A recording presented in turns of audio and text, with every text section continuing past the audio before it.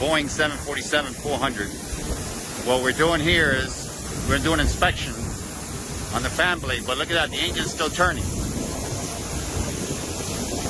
Michael's stopping the engine from turning because it's turning by the windmilling with his body against the spinner.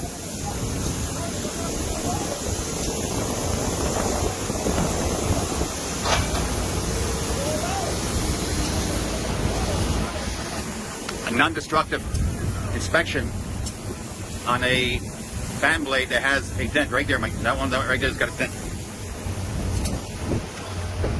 See the guy's a dent?